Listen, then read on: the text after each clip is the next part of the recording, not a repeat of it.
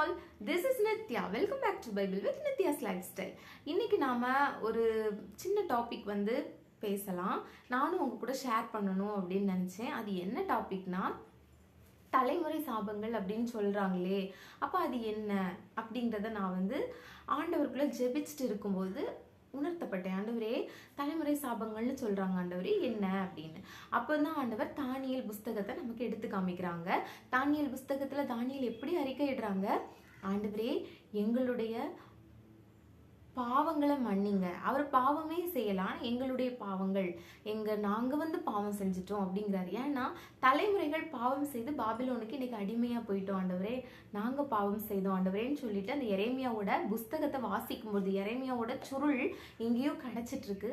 அப்போ அவர் என்ன பண்றாரு, அத பார்த்து ஆண்டவரே நான் எங்க தலைமுறை பாவம் பண்ணிட்டோம், நாங்க பாவம் பண்ணிட்டோம் சுவாமி அப்படின்னு சொல்லிட்டு அவர் என்ன பண்றாரு, அறிக்கையிட்டு ஜெபிக்கிறாரு. ஸோ இதை நம்மளும் நிறைய நாட்கள்ல என்ன பண்ணிருப்போம், அறிக்கையிட்டு ஜெபிச்சிருப்போம், கண்டிப்பா அறிக்கையிட்டு ஜெபிச்சிருப்போம். ஆனா இப்போ நமக்கு எல்லா தலைமுறைகளும் தெரியும். யாருல இருந்து, ஆதாம் ஏவாள், அவங்களுடைய சந்ததி, சாமுடைய சந்ததியில இருந்து அர்பக்சாத்துடைய சந்ததி வரைக்கும், அர்பக்சாத்துல இருந்து தேராகு, ஆபிரகாம்ல இருந்து அவருடைய பிள்ளைகள், இப்படி நம்ம அத்தனை சந்ததிகளும் படிக்கும். நோவாவுடைய சந்ததி, அதான் சாம் சொன்னேன். சோ இந்த சந்ததிகள்ல இருந்து நாம படிச்சுட்டே இருக்கோம். அப்போ ஆண்டவரே நான் எந்த தலைமுறைகளை நான் அறிக்கையிட்டு ஜெபிக்கணும் அப்படிங்கும்போது, ஆதாம் ஏவாள் தாத்தா பாட்டி செஞ்ச சாபங்களை நாம ஒவ்வொரு கிறிஸ்டியன்ஸும் அறிக்கையிட்டு ஜெபிக்கணும். ஆண்டவரே அந்த சாபங்கள் என்னுடைய வாழ்க்கையில என் வீட்டுக்குள்ள வரக்கூடாது சுவாமி, அந்த கீழ்ப்படியாமை என் வீட்டுக்குள்ள வரக்கூடாது சுவாமி, ஏசப்பா அந்த கீழ்ப்படியாமை என் வீட்டுக்குள்ள வரக்கூடாது சுவாமி அப்படின்னு நாம ஜெபிக்கணும். ஏன்னா ஆண்டவர் கீழ்ப்படுதலின் ஆசீர்வாதத்தை நமக்கு தரணும்னா இந்த பாவங்கள் பிதாவிட்ட அறிக்கையிடப்படவே இல்லை. ஏன் அறிக்கையிடப்படல ஆதாம் ஏவாளுடைய சாபங்கள்? அன்னைக்கே அவர்கள் ஆண்டவர்கிட்ட, ஆண்டவரே எங்களை மன்னிங்க, நாங்க தெரியாம செஞ்சிட்டோம் அப்படின்னு சொல்லியிருந்தாங்கன்னா ஆண்டவர் மன்னிச்சிருப்பாரு. ஆனா அவங்க என்ன பண்ணிட்டாங்க, பயந்து ஓடுனாங்க. இந்த நாட்களிலும் நாமளும் என்ன பண்ணிட்டு இருக்கோம், சாபங்களை கண்டு பயந்து யாரோ ஒருத்தங்க கிட்ட, இவங்க கிட்ட போனா இந்த பரிகாரம் பண்ணனா என்னுடைய சாபங்கள் தீந்துரும், என் தலைமுறை சாபங்கள் தீந்துரும், நான் பண்ணின பாவம் மறைஞ்சிரும் அப்படின்னு நினைச்சிட்டு இருக்காங்க.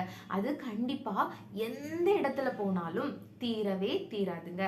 ஏன்னா இயேசு கிறிஸ்துவின் மூலமாகத்தான் எல்லாமே ஜெயம் கொள்ளப்பட்டிருக்கு. ஏசப்பா மாத்திரம்தான் ஜெயம் கொண்டவரா இருக்கிறாங்க. சோ இந்த ஆதாம் ஏவாள் அவர்களுடைய தலைமுறை சாபங்கள் இன்னைக்கு நமக்குள்ளும் கடந்து வந்திருக்கு. சோ இந்த சாபங்களை நாம உடைத்து ஜெபிக்கணும்னா கர்த்தராகிய இயேசு கிறிஸ்துவின் நாமத்திற்குள்ள நாம ஜெபிக்கணும். ஆண்டவரே எங்க மூதாதையர்களாகிய ஆதாம் ஏவாள் அவர்கள் செய்த பாவங்களை மன்னிங்க சுவாமி அப்படின்னு நாம ஜெபிக்கும் போது கீழ்ப்படியாமை அப்படிங்கிற ஒரு சாபம் நம்ம கிட்ட இருந்தும் நம்ம தலைமுறைகள் கிட்ட இருந்தும் வெளியரங்கமாய் வெளியேறி போகிறத நீங்களே பாப்பீங்க. சோ ஆதாம் ஏவாளுடைய பாவங்களை ஒவ்வொரு கிறிஸ்தவர்களா இருக்கிற நீங்க கன்ஃபஸ் பண்ணி ஜெபிங்க.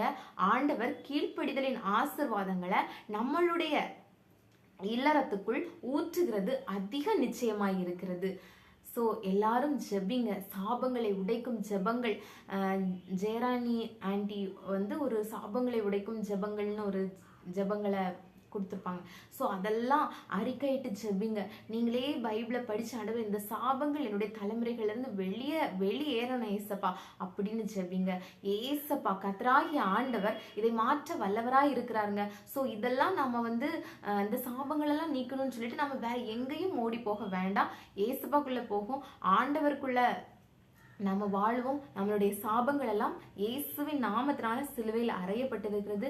இயேசுவின் நாமத்தினால நம்ம ஜெயித்துட்டோம்.